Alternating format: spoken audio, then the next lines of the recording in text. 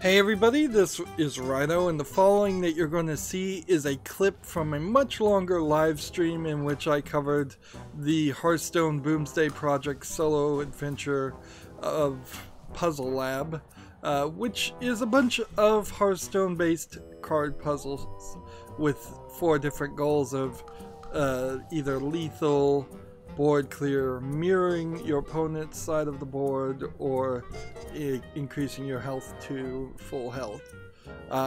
With the exception of the last handful of puzzles in the final tiers, I found most of these puzzles super simple, and because of that, I really don't feel like you're going to be very satisfied if you have to look up the solution, or if you do look up the solution without at least giving it a good 20 minutes to an hour.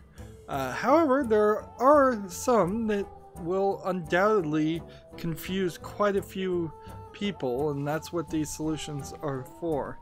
Now, because this is a clip, it's just going to clip into the solution. You may not understand what I'm saying. I may get cut off, and that is fine. Remember, once you know the solution, you can't unknow the solution. So consider that before you watch too. And finally, I would ask that you like this video and subscribe to my channel. And when you subscribe to my channel, make sure you click the notification bell. Thank you. Here's the clip. We're just burning through all this, which is cool by me at least, because I haven't slept since yesterday trying to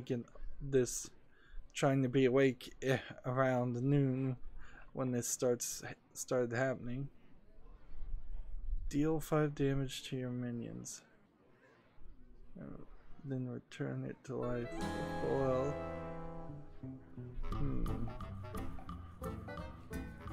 So if I played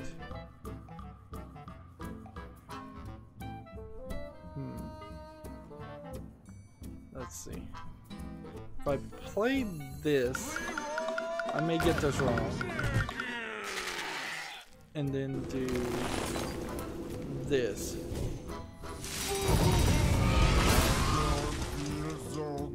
Time's up. Let's do that. And see, playing this wouldn't work. My only hope is to destroy my own minion, bring him back to life, and get a second charge account. Charge attack, yep. And frankly, I don't think I've ever seen anybody do anything like that. So that was the solution to that puzzle. I'd like to take a moment to just share my general thoughts of the puzzles in general. For the most part, I found like lethal puzzles were the most difficult on average, but it's not really difficult to get up to the 4th tier on any of the puzzles. As you can see, I have now done everything and earned the card back, which is a pretty pathetic reward, but it's probably better to do that than what they did in the Knights of the Frozen Throne expansion, which was where you had to defeat the Lich King with all 9 of the character classes to, I believe, get the Lich King card. I think that's what you got. Maybe you just got a card back for that too. And these puzzles were certainly a lot easier and took less time than that did. Of course, this puzzle element is totally new to Hearthstone, and it's made me really think about how I'd be presenting this in the future.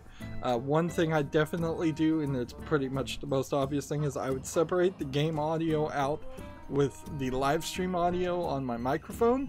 That way I can have long live streams where the audio is available, but I can also have footage where it's just the Hearthstone sound effects and music playing, and then it would make these clips look a lot better and make a lot more sense, because undoubtedly, at least in some of these clips, I'll be halfway through a sentence and people won't hear what I'm saying or understand what I'm saying.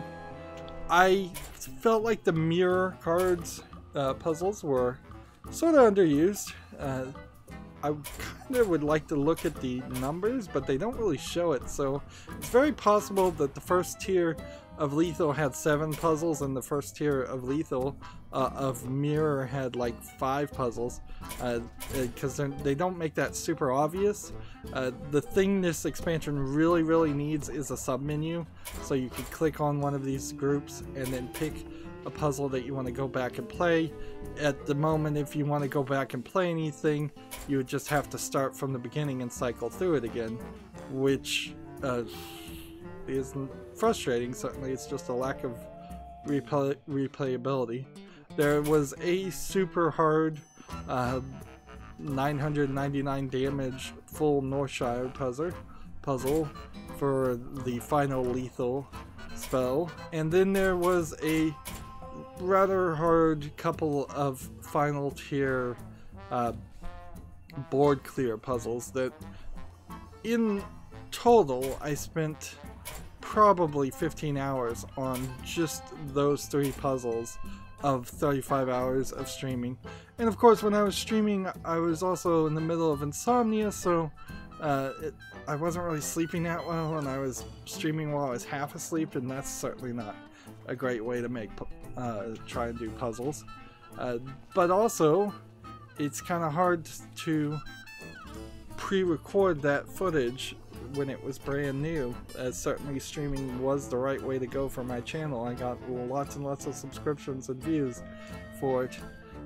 Board clear puzzles are alright, and survival puzzles are alright, although there were a couple times in the survival puzzles where you really were surviving via different means than just healing yourself. So had they broken up survival puzzles into give your hero immunity puzzles, set your hero to or what increase your hero's armor puzzle above the 40 damage that it was going to do.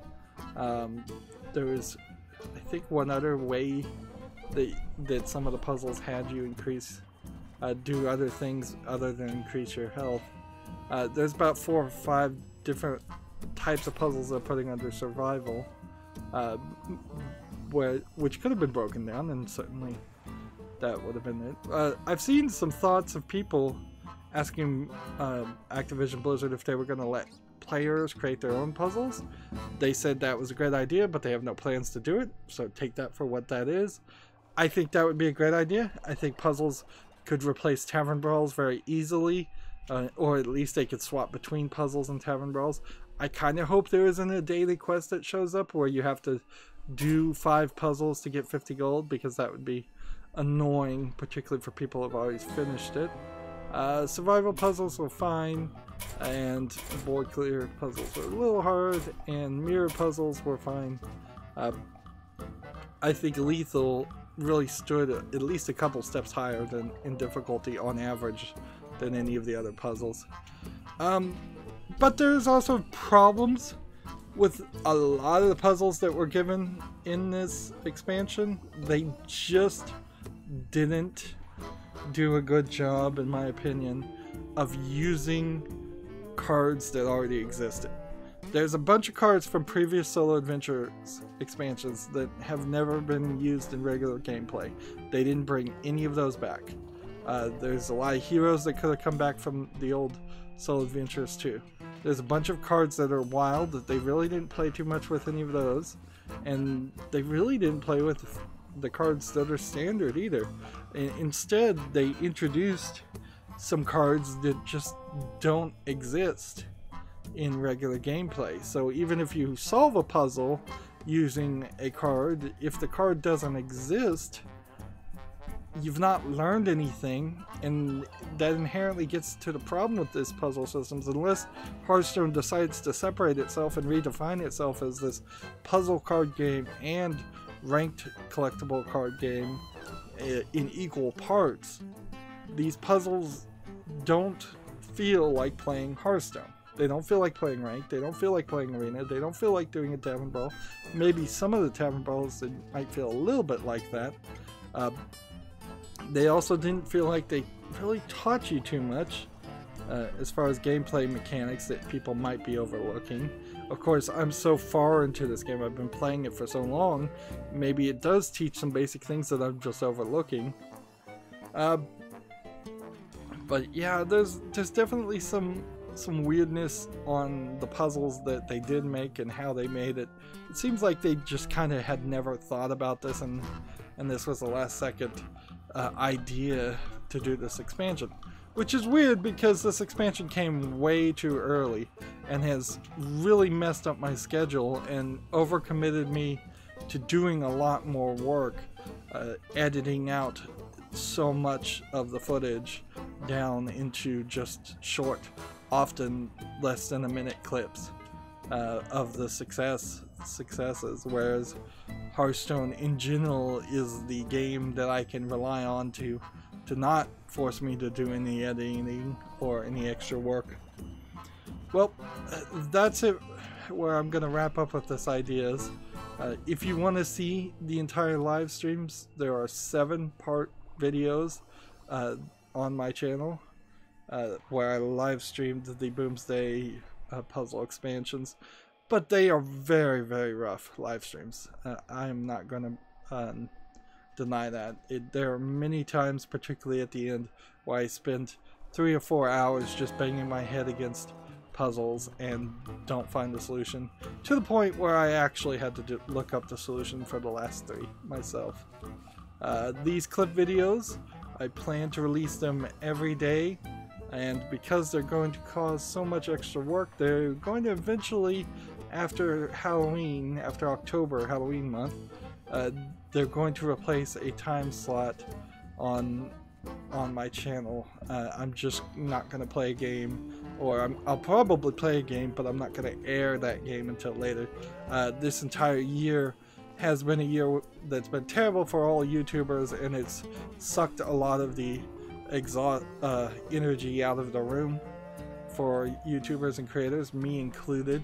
One of the major things that did that is them changing and moving the goalpost and kicking me out of the YouTube partner program, so I can't even earn the pennies on ad revenue I used to make.